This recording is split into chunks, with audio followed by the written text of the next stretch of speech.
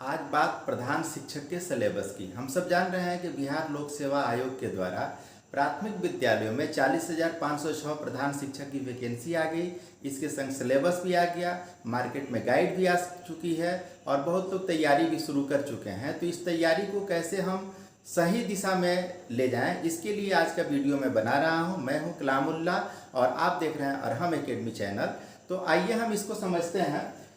जो सिलेबस बिहार लोक सेवा आयोग ने जारी किया है वो दो पार्ट में है। पहला 75 क्वेश्चन आएंगे जनरल स्टडी के और दूसरा 75 क्वेश्चन आएंगे डीएलएड के सिलेबस पे आधारित, यानी पेडागोजी से रिलेटेड, साइकोलॉजी से रिलेटेड।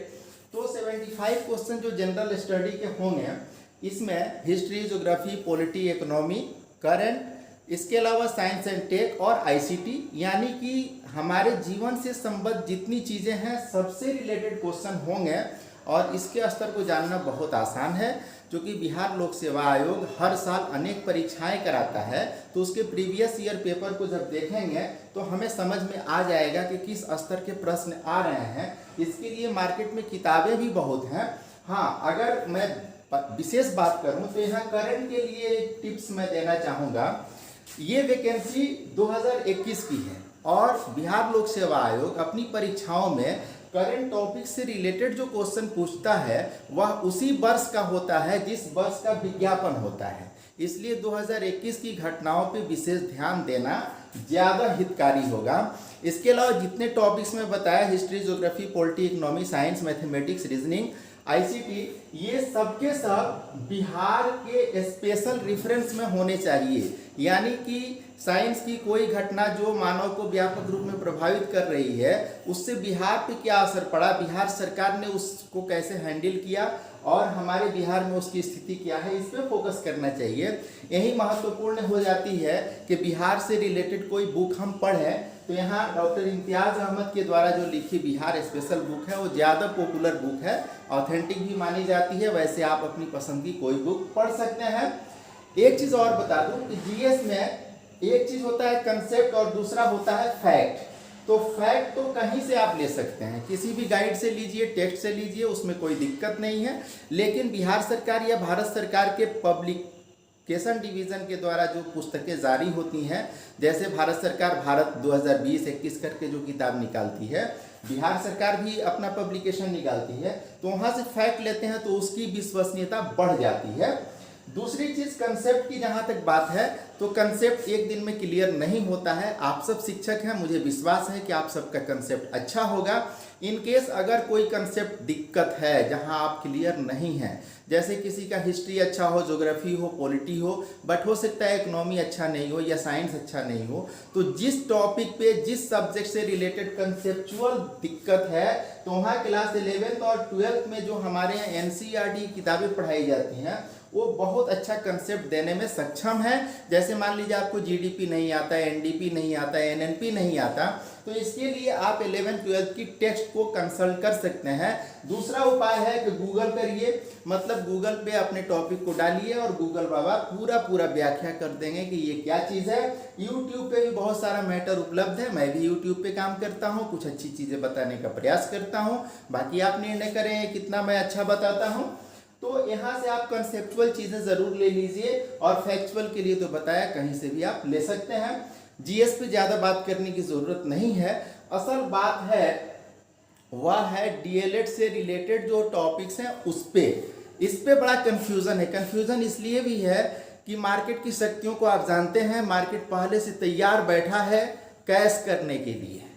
2 महीना पहले किताबें छप चुकी हैं, विज्ञापन आया नहीं कि मार्केट में आ गई, और जब उसको आप देखिएगा तो पता चला कि उसमें आपके सिलेबस का टॉपिक नदारद है, लेकिन धड़ल्ले से लोग खरीद रहे हैं, पढ़ रहे हैं। मैं इसी चीज़ को रोकने के लिए आज की बात कर रहा हूं कि आप ऑथेंटिक चीज़ें कहां से प्राप्त करें, कैसे पढ़ें। तो आइए पहले टॉपिक को देख लेते हैं।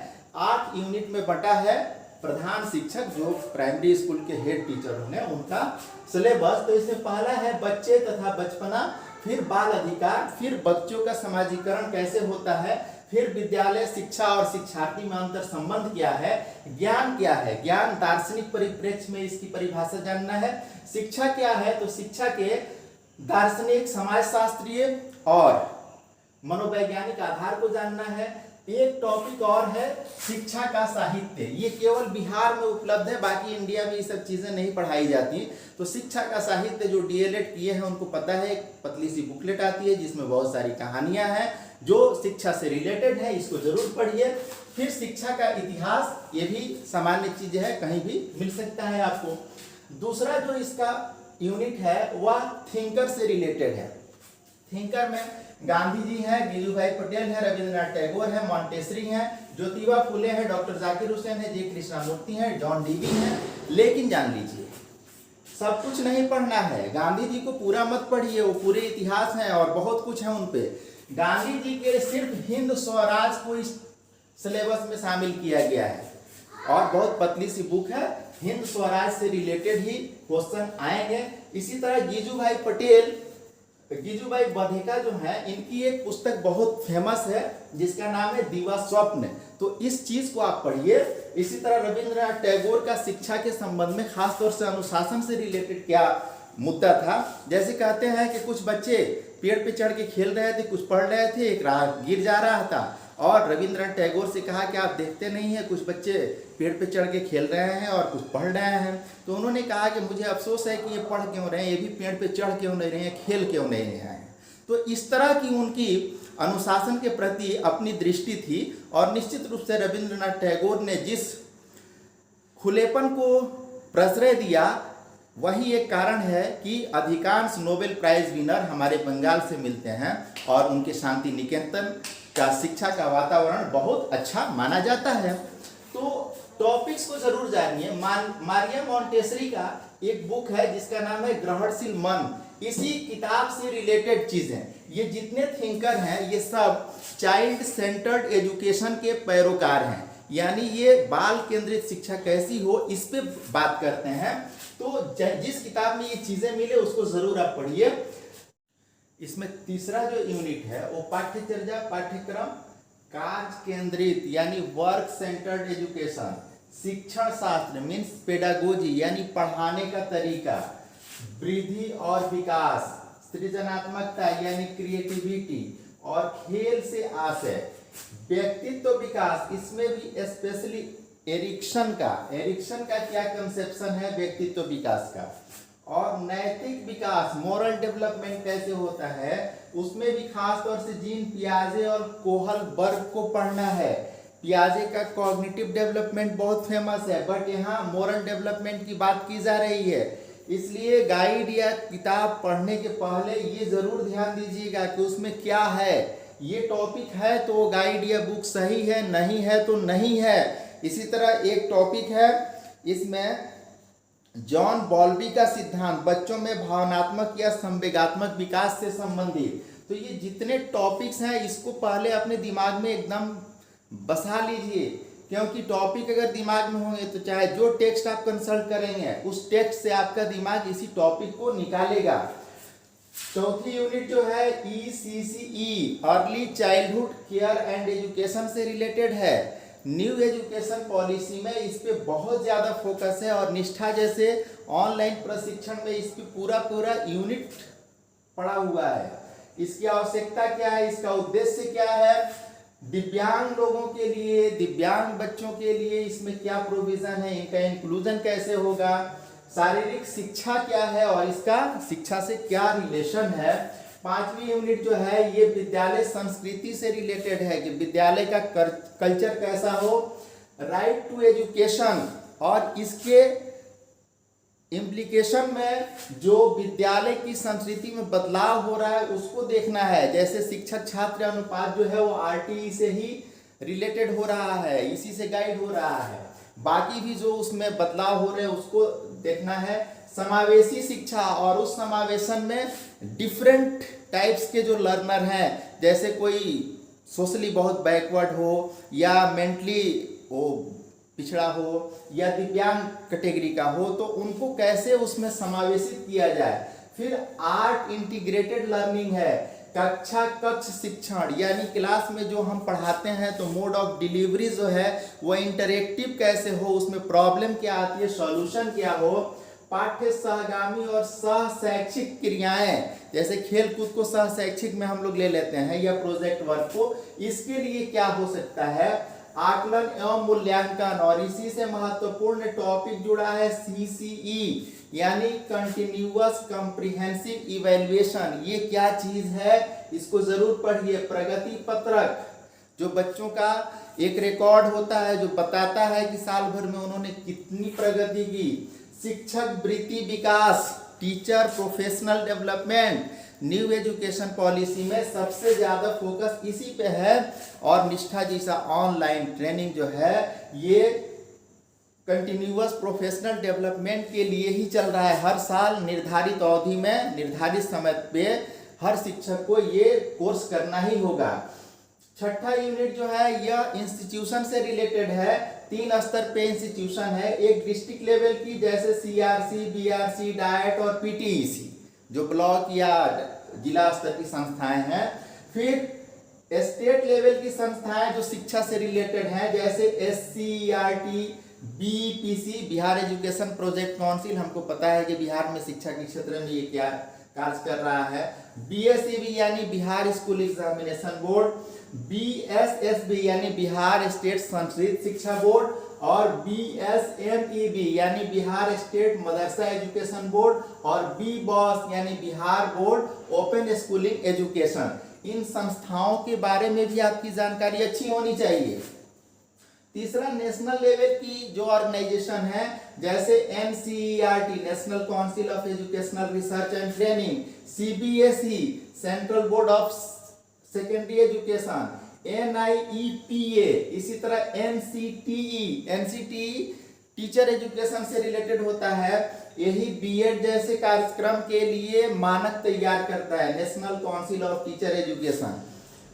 7वीं जो यूनिट है ये समावेशन की बात करता है। दिव्यांग या लिंग के आधार पे जो भेद होता है या मार्जिनलाइज सेक्टर के लोग जो हैं उन लोगों का कैसे समावेशन हो, समता, समानता और सामाजिक न्याय जैसे महत्वपूर्ण टॉपिक्स को इसमें शामिल किया गया है। और सर्वोपरि आप जानिए कि एक आदर्श शिक्षक कौन हो सकता है। 8वीं यूनिट जो है ये NCF 2005 की बात करता है, BCF 2008 की बात करता है। तो किस तरह का NCF होता है, उसका कंटेंट क्या है, बिहार के संबंध में बिहार करिकुलम फ्रेमवर्क क्या है, आने वाला NCF कैसा होगा, ये एक अच्छी समझ होनी चाहिए। अगला टॉपिक है सीखने की योजना। हम सब जब B.Ed किए होंगे तब उस समय क्या होता था, पाठ योजना होती थी, लेसन प्लान होता था। लेकिन बिहार का अपना विशेष योगदान है, पाठ योजना को रिप्लेस कर दिया और इसे लर्निंग प्लान कह दिया, यानी सीखने की योजना कह दिया। तो इसके घटक कौन है, कैसे बनेगा, इसको देखना है। ICT का उपयोग कैसे होगा शिक्षण में, और ऑडियो, वीडियो और मल्टीमीडिया का उपयोग कैसे होगा, इन सारे टॉपिक्स पे विशेष फोकस करना है। सिलेबस मेरे हाथ में जो दिख रहा है ये मार्केट में भी है, BPSC के वेबसाइट पे भी है। मैं भी इस वीडियो के डिस्क्रिप्शन में इसका लिंक शेयर कर रहा हूँ, आप यहाँ से भी डाउनलोड कर सकते हैं। सबसे ज़रूरी है कि इस सिलेबस को आप अपने सामने रखिए और सिलेबस के संग एक अलग नोटबुक बना लीजिए और उसमें कोई भी टॉपिक उठाइए, जैसे CRC, तो एक पन्ने पे सिर्फ CRC, और जो भी फैक्ट जहाँ से मिले उसको वहीं पे नोट करते जाइए। इस तरह आपके पास एक अच्छा कलेक्शन हो जाएगा जो परीक्षा के समय आपके सफलता का आधार होगा। सफलता उसी को मिलती है जिसकी रणनीति सही होती है। तैयारी तो हर कोई करता है, मार मोटी मोटी गाइड लेकर के 20 को किताबें खरीद करके हर कोई पढ़ता है, बट सफल वही होता है जिसकी रणनीति सही होती है। और रणनीति का मतलब है कि परीक्षा के 20 दिन पहले रिवीजन किए जाने के लिए कलेक्ट किए गए मैटर, यानी अब से जो भी पढ़िए टारगेट ये रखिए कि परीक्षा जब हो तो उसके 20 दिन पहले उनका रिवीजन जरूर हो जाए, यानी वो आपके मनोमस्तिष्क पे एकदम अंकित हो जाए। अब कुछ किताबों की बात मैं कर लेता हूँ। आपने जब ट्रेनिंग किया तो DLED किया होगा, चाहे ODL ओपन डिस्टेंस लर्निंग से किया होगा या रेगुलर मोड में किया होगा या IGNOU का DPE कोर्स किया होगा। तो बिहार में ओपन डिस्टेंस लर्निंग के माध्यम से, पहले तो मैं बता दूं डीपीई कोर्स हुआ था इग्नू के माध्यम से, लेकिन सफल नहीं हुआ। तब एससीईआरटी ने ओपन डिस्टेंस लर्निंग के माध्यम से बिहार के नियोजित शिक्षकों को ट्रेन किया। इग्नू का जो डीपीई का मैटर है बहुत ऑथेंटिक है और कारगर है, इसको आप जरूर पढ़िए। अगर आपके पास ओडीएल जो एससीईआरटी ने स्टडी मटेरियल डेवलप किया था ये उपलब्ध है तो इसको भी पढ़िए।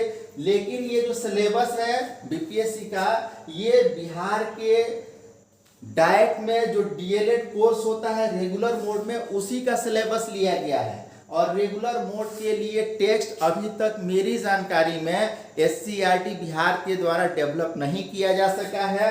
लेकिन जो पुराने टेक्स्ट हैं वो बहुत कारगर है, उसको आप पढ़ सकते हैं, विश्वसनीय भी है। इसके अलावा कुछ और किताबों का नाम मैं ले रहा हूँ, इसलिए नहीं कि आप खरीद ही लीजिएगा। मैं कम से कम किताब पढ़ने का पक्षधर हूँ। मेरा मानना है कि 10 किताब एक बार पढ़ने से बेहतर है एक किताब को 10 बार पढ़ा जाए, जिससे वह अपनी लगने लगे। और जब किताब से अपनत्व हो जाएगा तो वही हमारे सफलता का आधार बनेगी। इसलिए मैं अंत में कम से कम किताब की ही बात करूंगा। प्रतियोगिता शिक्षा शास्त्र डॉक्टर कुमार संजीव ने लिखा था इसको, और हम लोग जब डाइट लेक्चरर की तैयारी कर रहे थे तो ये किताब बड़ी कारगर है। गाइड है, टेक्स्ट नहीं है, बट इसमें कलेक्शन बहुत शानदार है, चाहे तो आप कंसल्ट कर सकते हैं। एक गाइड और है बाल विकास एवं शिक्षण विधि, ये इलाहाबाद से घटना चक्र पब्लिकेशन के द्वारा पब्लिश्ड है, जो पटना में भी उपलब्ध है। इसमें बहुत अच्छा मैटर है, चाहे तो इसको भी देख सकते हैं। एक और किताब है उदीयमान भारतीय समाज में शिक्षक, डॉक्टर गया सिंह ने इसको लिखा है, और इसमें इन सारे टॉपिक्स पे बहुत ही सरल सहज भाषा में अच्छा मैटर मिल जाएगा। आप चाहें तो कंसल्ट कर सकते हैं। बिहार में लूसेंट से जो पब्लिश हुआ है सीटेट के लिए बाल विकास, तो उसको भी देखा जा सकता है। एक किताब जरूर मैं बताऊंगा, ये है डॉक्टर राम सकल पांडे, इलाहाबाद से पब्लिश्ड है, समसामयिक भारत और शिक्षा। इसमें इतिहास जितना है शिक्षा से रिलेटेड विभिन्न आयोग नीतियां जो हैं उस पर बहुत अच्छा मैटर मिल जाएगा।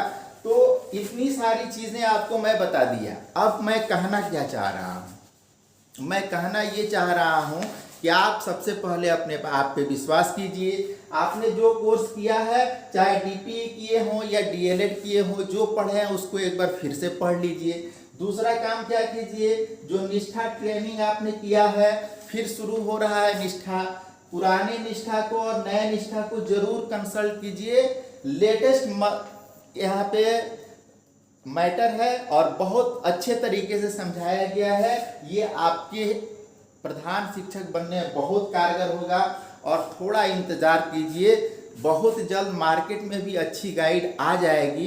तो कोई गाइड ले लीजिएगा, उसको बार बार पढ़िएगा, और बाकी जितनी चीज़ें मैं बताया इसको अपनी क्षमता के मुताबिक आप ज़रूर उपयोग कीजिएगा। मैं भी अपने YouTube चैनल के माध्यम से इन सारे टॉपिक्स पे ऑथेंटिक मैटर देने का प्रयास करूंगा, और जब परीक्षा निकट आएगी तो कुछ ऑनलाइन क्लासेस भी मैं लूँगा। अगर आपको मेरा पढ़ाने का तरीका अच्छा लगे तो जुड़ने का प्रयास कीजिएगा। बहुत बहुत धन्यवाद। मुझे विश्वास है कि इस चर्चा से थोड़ा लाभ ज़रूर होगा। एक बार पुनः आपको मैं धन्यवाद देता हूँ।